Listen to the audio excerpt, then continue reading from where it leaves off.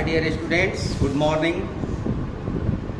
First terminal exam चल रहा है और उसमें हमने देखा है कि ऑब्जेक्टिव टाइप क्वेश्चंस कहीं कहीं 100 पूछे जा रहे हैं, कहीं 60 पूछे जा रहे हैं। उसी में से एक प्रश्न हमने लिया है कोऑर्डिनेट ज्योमेट्री का, और ये प्रश्न है एक्सरसाइज 7.2 क्वेश्चन नंबर 10। x और y में ऐसा संबंध ज्ञात करें कि बिंदु एक्स वाई बिंदु 3, 6 और -3, 4 से समदूरस्थ हो। और इसमें 4 विकल्प दिए गए हैं। हो सकता है क्वेश्चन पेपर का विकल्प इससे अलग भी हो और इसमें से सेलेक्ट करना है। तो आइए सीखते हैं इस प्रश्न को हम कैसे हल करेंगे। इस प्रश्न का सॉल्यूशन देखते हैं। मान लिया कि बिंदु P, इसका कोऑर्डिनेट एक्स वाई है, ए और बी से समान दूरी पर है। ए का कोऑर्डिनेट 3, 6 और बी का कोऑर्डिनेट -3, 4। ये एपी और बीपी ये लेंथ इक्वल है, ये दोनों लंबाई बराबर है। तो माना कि पी एक्स वाई बिंदुओं 3, 6 और -3, 4 से समान दूरी पर है। एपी बराबर बीपी, तो इसका स्क्वायर भी बराबर होगा। अब यहाँ पर हम डिस्टेंस फार्मूला लगाते हैं। एपी का length x1 - x2 whole square plus y1 - y2 whole square.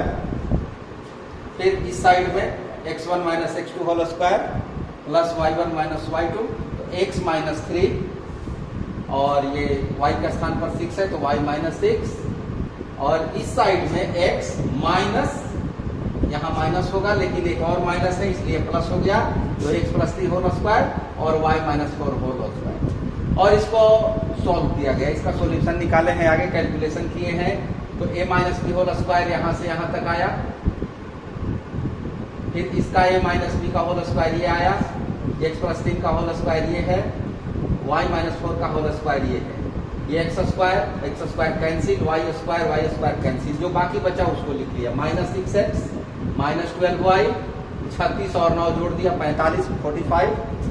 और इस साइड में 6x है तो लेफ्ट ले गए तो माइनस हो गया, 8y को लेफ्ट ले गए तो प्लस हो गया, और ये 16 और 9 25 लेफ्ट साइड में गया तो -25 हुआ। अब -6 और -6 -12, -12 प्लस 8 -4, और ये 45 -25 20 हुआ। इसमें 4 कॉमन निकल सकता है, इसलिए -4 से भाग दिया गया, क्योंकि x और y का कोऑर्डिनेट हम प्लस में रख रहे हैं। तो -4 से भाग देने पर ये मिला है 3x + y - 5 = 0। और इसमें यदि देखें तो ये विकल्प हमारा ये सही है। तो इस प्रकार इस प्रश्न को सॉल्व करना है और तब हमें आंसर पर पाना है। लेकिन किसी भी दृष्टिकोण से यदि ये प्रश्न OMR शीट के लिए है तो ये मेथड क्या आपको उचित लगता है, आप सोच सकते हैं। 1 नंबर का प्रश्न है और इतना मेहनत करना पड़ता है। किसी भी दृष्टिकोण से ऐसा मेथड हम सलाह नहीं देने वाले हैं। यहाँ पर चाहिए यूनिक मेथड, एक अद्वितीय विधि जो कि केवल दृष्टिपात करते ही, केवल नजर डालते ही इस आंसर को ला सके। आइए सीखते हैं उस वैदिक मैथमेटिक्स के तरीके को, उस विधि को, जो कि अपने आप में एक अद्वितीय विधि है। वैदिक मैथमेटिक्स का जो सूत्र है उसके अनुसार ज्यादा कुछ नहीं करना है, सारा काम मेंटली करना है। ये एक्स वाई है, हम इस तरह से लिख लें एक्स वाई।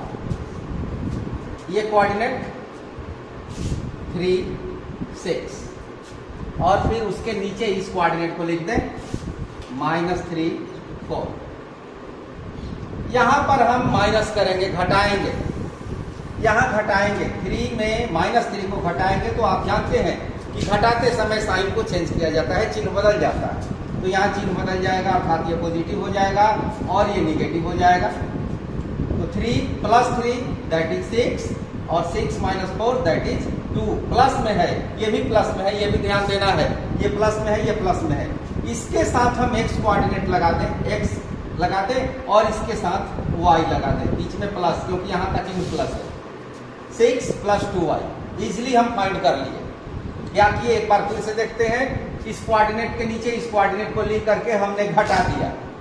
ये घटा दिया। प्रोसेस आप समझ लीजिए, एक बार अगर प्रोसेस माइंड में फिट हो जाएगा, एक बार यदि आप उस प्रोसेस को, उस विधि को दिमाग में आत्मसात कर लेंगे, फिर आगे कोई दिक्कत नहीं होने वाली है। तो 3 और +3 दैट इज 6, इसके साथ x लगा दिया, और 6 - 4 2, और इसके साथ y लगा दिया।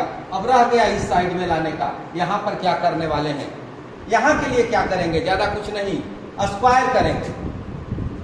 3 स्क्वायर + 6 स्क्वायर, इसका स्क्वायर मन में स्क्वायर किया जा सकता है। 3 का स्क्वायर 9, 6 का स्क्वायर 36, 36 और 9 45, ये हुआ 45। इसका स्क्वायर करके जोड़ दिया। फिर उसी तरह से इसका स्क्वायर करके जोड़ दिया। अब जैसे कि यहाँ पर हमने घटाया है, यहाँ भी घटाएंगे। 25 घटाएंगे 45 में, 45 में 25 को लेस करेंगे, बच गया 20, उसका हाफ लिख देना है। जो यहाँ घटाने पर आएगा उसका हाफ लिख देना है। तो 25 घटाने पर 20, 20 का आधा 10, यही आंसर हुआ।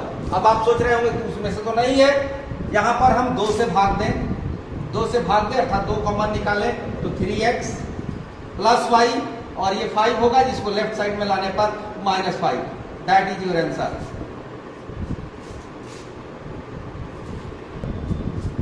इसी तरह का एक प्रश्न और लेते हैं, क्योंकि ये प्रश्न एग्जामिनेशन में नहीं आया है, बुक का है, एग्जाम्पल में दिया हुआ है, और देखते हैं कि क्या उस मेथड से इसका आंसर हम पा सकते हैं कि नहीं पा सकते। जांच करते हैं और सीखते हैं।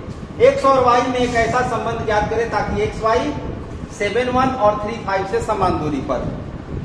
उसी तरह से काम करना है। x y यहाँ हो गया, इसको p मान लें, 7 1 3 5, प्रोसेस वही रहेगा। यदि आप लॉन्ग मेथड का यूज करना चाहते हैं तो AP = BP का प्रयोग कीजिए, उसके बाद स्क्वायर कीजिए, दोनों साइड होल स्क्वायर निकालिए। और नहीं, अद्वितीय विधि, वैदिक मेथड की विधि को यदि आप सीखना चाहते हैं तो आप यहाँ देखें, XY, उसके नीचे ये कोऑर्डिनेट 7 1, उसके नीचे 3 5। प्रोसेस क्या हमने सीखा, माइनस करना है, इसको घटाना है, 7 में 3 घटा 4, 1 में 5 घटेगा -4, ध्यान देना है, माइनस। यहाँ पर x लगाएंगे, यहाँ पर y लगाएंगे, ये माइनस है, तो इसको थोड़ा ऐसे लिखें। बराबर में क्या लिखना है, इक्वल में क्या लिखना है, इन दोनों का स्क्वायर जोड़ देना है।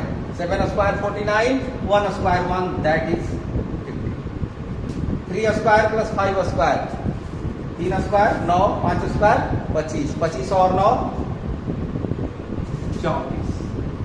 इसका डिफरेंस उसका आधा, इसका डिफरेंस उसका आधा लिखना है हमें। यहाँ पर 50 में 34 घटा 16, 16 का आधा 4, 4 से कॉमन निकलेगा, भाग देते 4 से, x - y = 2।